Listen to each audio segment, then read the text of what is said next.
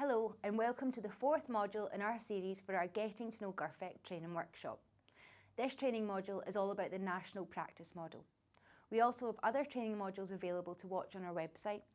A full training pack with all of the information covered in these modules, including easy read guides and BSL animations, can also be found on our website. I hope you'll find the modules helpful, and we always welcome your feedback.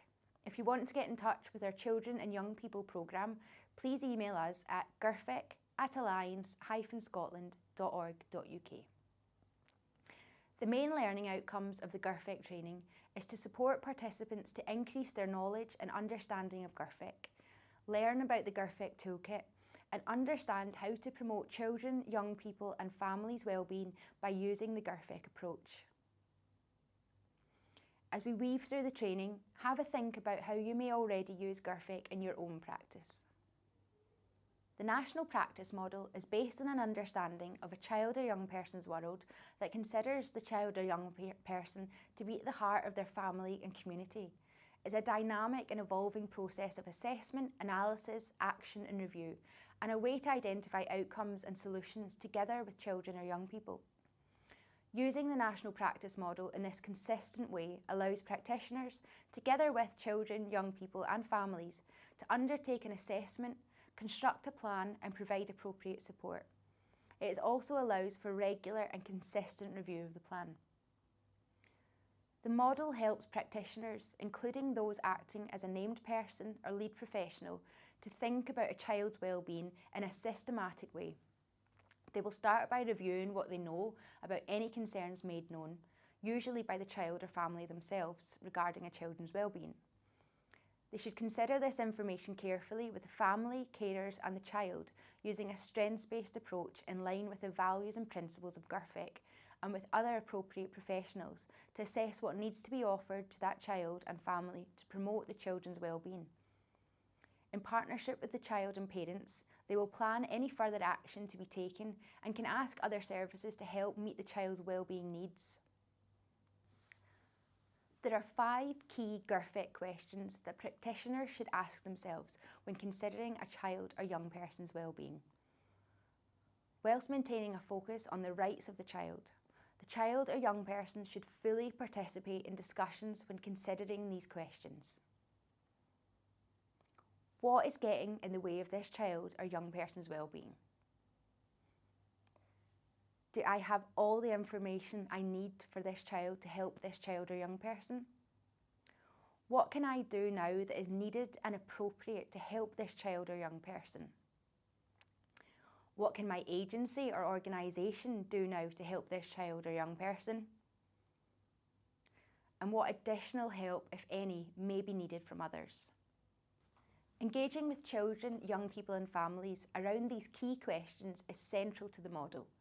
Establishing trusting and open relationships between practitioners and families where everyone's views are respected underpins this engagement. This can help the practitioner to offer the right support at the right time as part of their own or their agency's role, or to offer to help the child, young person or family access other services where that is appropriate. We know that proportionate sharing of relevant and necessary information can help parents and professionals to promote, support or safeguard the well-being of children or young people, or to secure other services where that is needed. In keeping with data protection law, children, young people and families should expect practitioners to be clear about what information sharing will be necessary and with whom, for what purpose and what the recipient will do with that information when engaging with services. We talk now about the wellbeing indicators.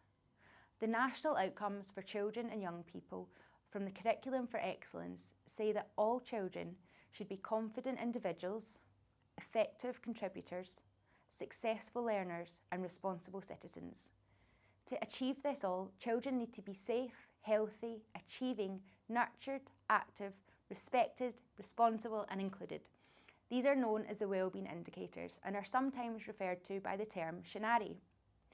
Professionals involved in supporting children and young people consider whether children and young people are, for example, active, having opportunity to take part in activities such as play, recreation and sport, whether they are safe, growing up in an environment where they feel secure, nurtured and listened to, including freedom from abuse or neglect, or whether there are things that are getting in the way of aspects of children's wellbeing. Practitioners use the 8 wellbeing indicators, SHANARRI, as the starting point of a conversation with children, young people and parents and families about that person's wellbeing. The wellbeing indicators provide a common language for everyone. When used in the assessment, the wellbeing indicators should be interpreted as follows. Safe. Growing up in an environment where a child or young person feels secure, nurtured, listened to and enabled to develop their full potential. This includes freedom from abuse or neglect. Healthy. Having the highest attainable standards of physical and mental health, access to suitable healthcare and support in learning to make healthy and safe choices. Achieving. Being supported and guided in learning and in the development of skills, confidence and self-esteem at home, in school and in the community. Nurtured. Growing, developing and being cared for in an environment which provides the physical and emotional security, compassion and warmth necessary for healthy growth and to develop resilience in a positive identity. Active. Having opportunities to take part in activities such as play, recreation and sport which contribute to healthy growth and development at home, in school and in the community. Respected. Being involved in and having their voices heard in decisions that affect their life with support where appropriate. Responsible. Having opportunities and encouragement to play active and responsible roles at home, in school and in the community, and where necessary, having appropriate guidance and supervision. Included. Having helped to overcome inequalities and being accepted as part of their family, school and community. In practice, the 8 indicators can be interconnected and overlapping. When considered together, they give a holistic view of each child or young person. They enable the child or young person and the adult supporting them to consider strengths as well as any obstacles that they may face to growth and development. Certain factors such as adequate sleep, play and having a healthy, balanced diet have a positive impact on all aspects of a child's wellbeing. Similarly, the effects of facing poverty and social isolation are examples of influences that can have a negative effect on all the indicators of wellbeing. Communication is critical to the development of wellbeing of all children and young people. To enable every child to participate in decision making, the practitioner should consider inclusive communications to address any barriers to communication. For example, social and/or digital isolation. Children and young people may need additional accessibility, such as British Sign Language or a foreign language interpreter. Depending on a child or young person's circumstances or health condition, a holistic assessment of wellbeing may be needed to be supported by specialist assessments. The 8 wellbeing indicators, SHANARRI, provide a consistent framework within which to consider specialist assessments. To provide some clarity, when we talk about wellbeing, we say that wellbeing is a relative concept, influenced, for example, by the child, young person and parents' views, individual makeup, circumstances and the support available from family, community and services. Because everyone is an individual, we may all have differing wellbeing needs. As individuals, our wellbeing needs can change, for example, as we grow older or if we have an illness or accident. Children and young people can thrive in different environments. Practitioners should be aware and respectful of families' backgrounds, cultures and beliefs. And it is very important that when wellbeing indicators are being considered, strengths as well as areas of concern or difficulty are taken into account. Some of the key messages around about this section include that many of the indicators are connected. What is important is that it's a 360-degree picture of the child or young person. It's relating to their whole life experience and circumstances and not just the narrow aspects of their life, however important these aspects are. There is no set level of well-being that all children should achieve. Each child should be helped to reach their own individual potential.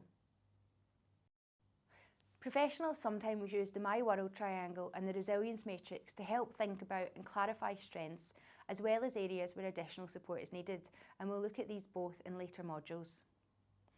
Article 3 of the United Nations Convention on the Rights of the Child states that the best interests of the child must be the primary concern in decisions that affect children. The wellbeing indicators can help everyone to consider what is in the children's best interest and to uphold this right. We've now reached the end of our fourth module, the National Practice Model. Have a look at our other modules in the training series, which can all be found on the Alliance website. If you have any questions that have cropped up during the training, please let us know. Email the team at girfec@alliance-scotland.org.uk.